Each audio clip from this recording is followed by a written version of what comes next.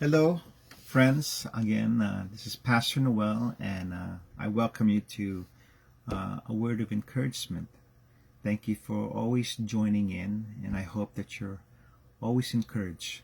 Hallelujah. Today is September 22, Tuesday. Today I want to begin with the statement, live in dependence of God.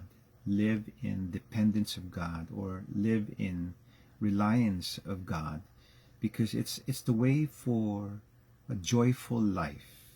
It's a way towards a life of contentment, a life that's fruitful, a life that's productive in spite of situations that you may go through. Hallelujah. We need to appreciate the difficult things that we go through because it amplifies our need for God. And when we begin to get a revelation of our need for God and to act on totally depending on God, then we begin to see miracles in our lives. We begin to see breakthroughs.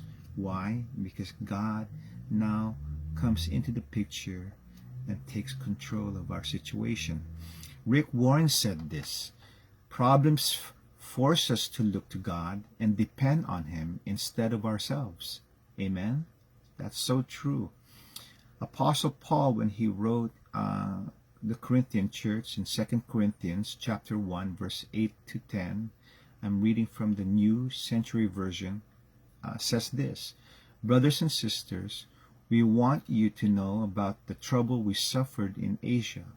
We had great burdens there that were beyond our own strength.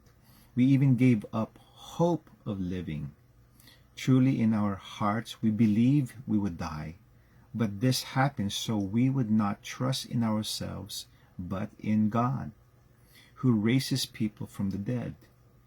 Verse 10, God saved us from these great dangers of death, and He will continue to save us.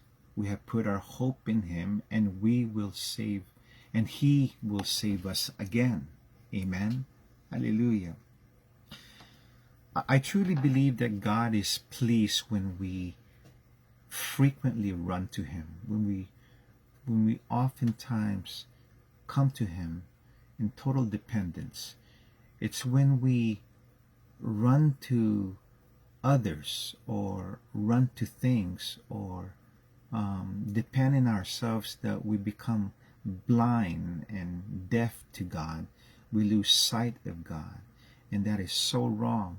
It's when we depend on God that we begin to see a big picture of God's love and mercy and grace in our lives. Hallelujah. When we realize that we are falling into depending on people rather than on God, we need to quickly whisper His name, because it's a small act of propelling God back into the picture of our lives, putting Him in the forefront of our thoughts and in our minds, putting Him in the forefront of our issues. And that's where He needs to be. That's where we will find our safety. That's where we will find our breakthrough. Amen. Proverbs 29 verse 25 says this: fear of man will prove to be a snare, but whoever trusts in the Lord is kept safe. Amen. Hallelujah. So when we depend on God, His grace begins to flow like a river through us, in us, and into the lives of people that God sends our way. And when we begin to impact people's lives, that's when we truly experience abundant life. Amen. Impacting people's lives through Jesus Christ. Psalms 18 verse 1 to 2 says this: I love you, Lord. You are my strength. The Lord is my rock, my protection, my Savior. My God is my rock. I can run to Him for safety. He is my shield and my saving strength, my defender. Amen. Hallelujah. Let's pray. Lord, thank you for wanting to be a part of our lives, for wanting to truly care for us, Lord God, like that of a father caring for his child. Lord, help us to recognize your presence every day. Help us to deepen, Lord God, our trust in you, Lord God. Hallelujah. In whatever situation we're facing, oh God. May we thank you, Lord, that every day you're providing us the opportunity to truly depend on you, Lord God, particularly as we go through our challenges, as we go through our deep valleys, as we go through life's uncertainties, Lord. Thank you so much. Thank you for loving us.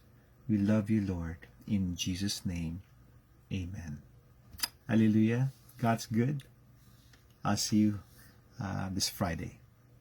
Hallelujah. Bye-bye.